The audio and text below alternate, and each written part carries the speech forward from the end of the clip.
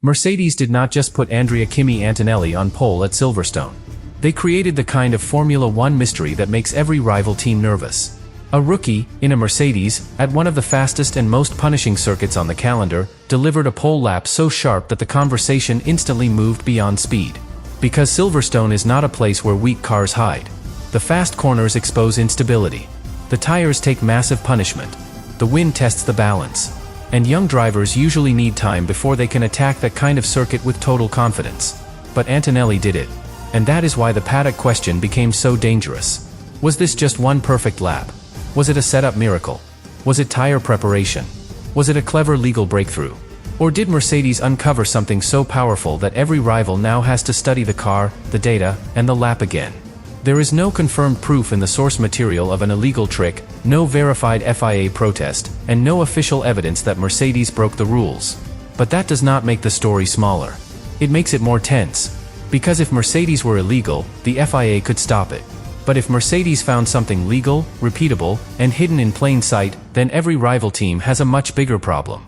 A rookie on pole. A Mercedes suddenly alive.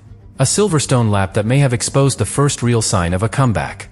And the most important question is not what Mercedes did on Saturday.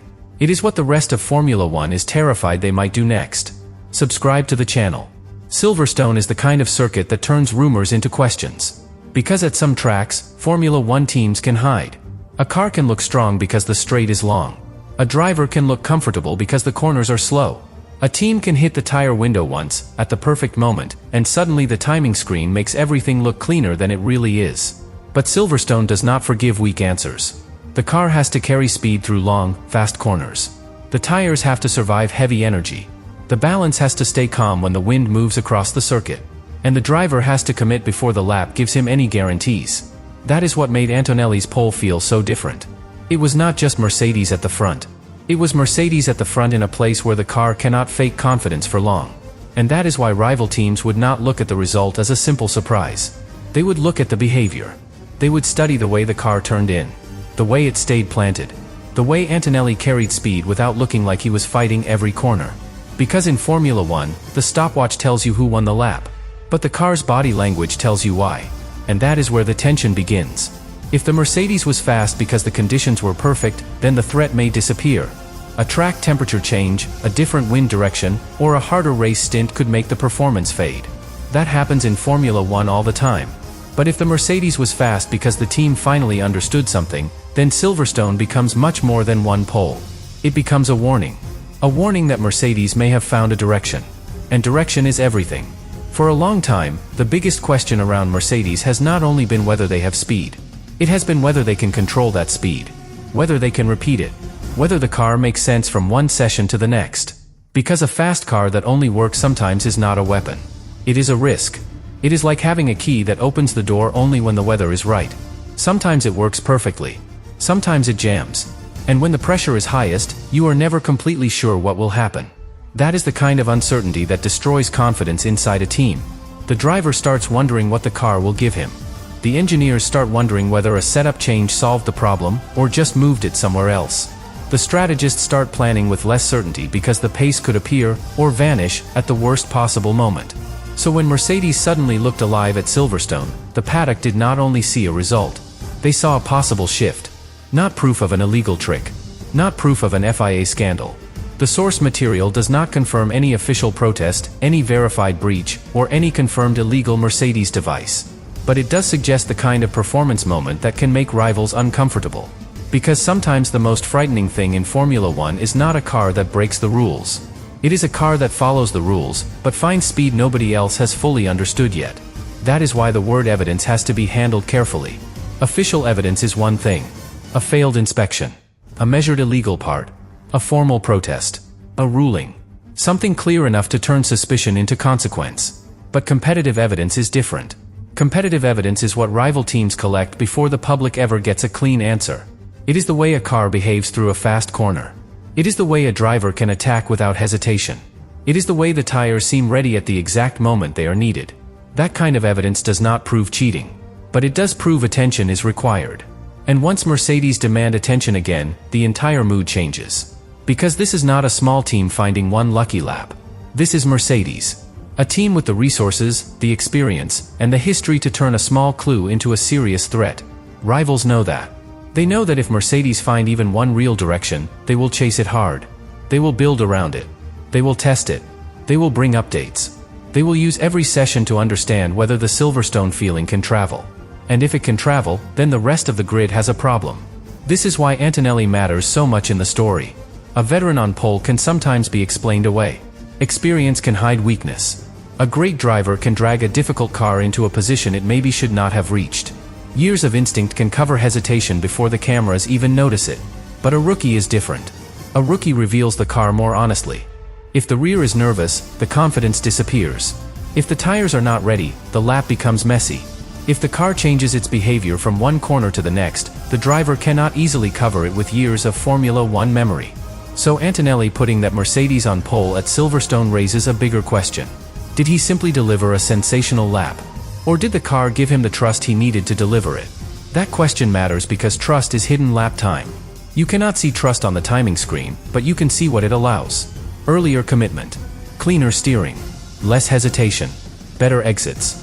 A driver who looks like he is using the car, not surviving it. At Silverstone, that difference is huge. Through fast corners, doubt costs time before the stopwatch even shows it. A tiny lift, a small correction, a moment of waiting on the throttle, and the lap begins to bleed away. Not all at once. Just little pieces, corner after corner, until pole is gone. So if Antonelli could commit, the car must have given him something. Maybe that something was set up. Maybe it was tire preparation. Maybe it was a better balance. Maybe it was simply one brilliant alignment of driver, car, and conditions. But whatever it was, rivals would want to know if it can happen again. That is the real fear. Repeatability. One pole can be celebrated. Repeatability changes championships. If Mercedes can repeat the feeling that allowed Antonelli to attack Silverstone, then the story becomes much bigger than one Saturday. The team can start building confidence. The factory can develop with more clarity. The drivers can give feedback that connects to real performance. The garage can stop chasing ghosts and start chasing gains. That is how a comeback begins. Not with fireworks. With understanding. And that is why the illegal trick narrative is so tempting, but also too simple.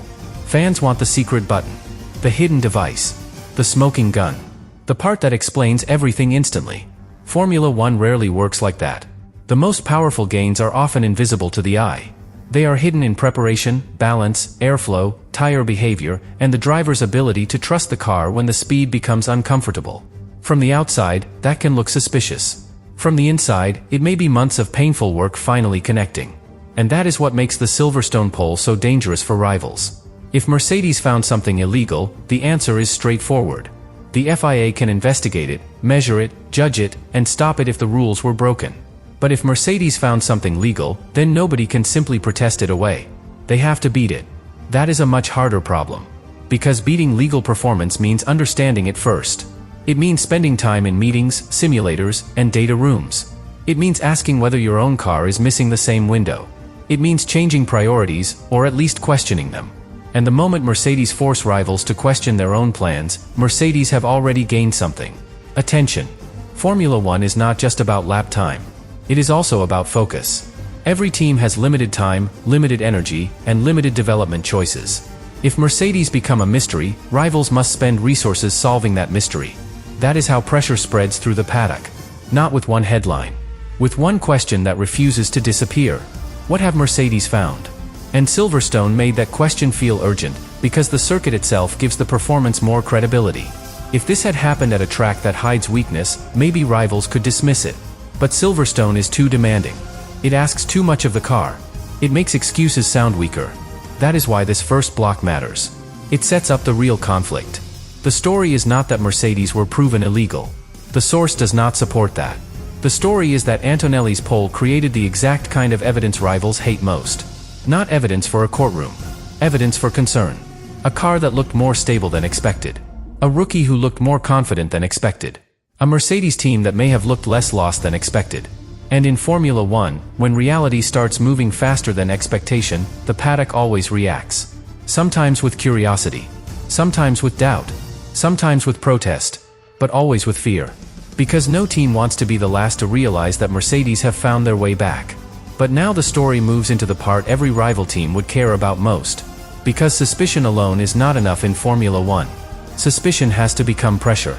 And pressure begins when teams start asking whether the same advantage could appear again, at another circuit, in another session, under conditions that should have made the Mercedes weaker. That is the difference between noise and danger. Noise is one surprising pole. Danger is a repeatable pattern. And after Antonelli's Silverstone lap, the question would no longer be, was Mercedes fast for one afternoon? The question would be, did Mercedes find a performance window that can travel? Because if it can travel, this becomes far bigger than Silverstone. A Formula One car is not judged by its best moment. It is judged by how often it can return to that moment. A car that only works once is frustrating. A car that works in a narrow window is fragile. But a car that starts giving the driver the same feeling across different tracks becomes a weapon. That is why the FIA protest idea feels so powerful in the conversation, even though the source material does not confirm any official protest. A real protest would mean someone believes the line has been crossed. But without that confirmed fact, the more honest tension is this. Rivals may not have proof that Mercedes broke the rules. They may simply fear that Mercedes have discovered how to use the rules better. And that can be even worse. Because if a trick is illegal, the solution is direct. Challenge it. Measure it. Ban it. Remove it. But if the performance is legal, the solution becomes painful. Understand it. Copy it, if possible. Or beat it another way. That is where Formula One becomes brutal. Teams do not only race on Sunday. They race in meetings. They race in factories. They race through every line of data that comes back from the car. And when a rival suddenly looks stronger, the entire organization feels it. Engineers start replaying the lap from the inside out. Not emotionally. Clinically. Where did the car gain time? Did the front end bite earlier? Did the rear stay calmer through high-speed load? Did the tires reach the right temperature sooner? Did the car keep performance deep into the lap, instead of fading as the tires overheated? Those are not small questions. They decide whether a performance is a spike or a signal. And Silverstone makes those questions harder to dismiss. Because this circuit punishes cars that slide too much. It punishes tires that overheat. It punishes nervous balance. It punishes hesitation. If Antonelli could keep the lap together there, rivals would want to know whether Mercedes had reduced one of those punishments. That is the hidden conflict.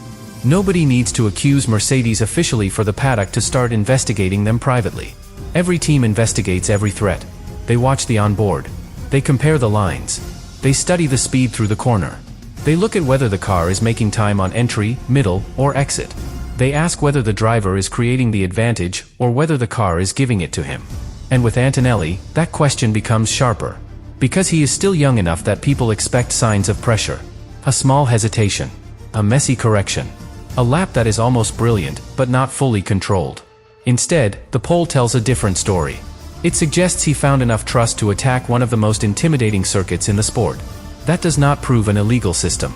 It does prove that something in the Mercedes package worked when it mattered. And rival teams would not ignore that. They would try to separate the ingredients. How much was Antonelli? How much was the car? How much was the tire preparation? How much was the track? How much was timing? And how much was Mercedes finally putting the pieces together? That last part is what changes everything. Because Mercedes putting the pieces together is not the same as another team having one strong weekend. Mercedes have been here before. They know what it means to turn a clue into a campaign. They know how to develop under pressure. They know how to take a direction, refine it, and force the rest of the grid to respond.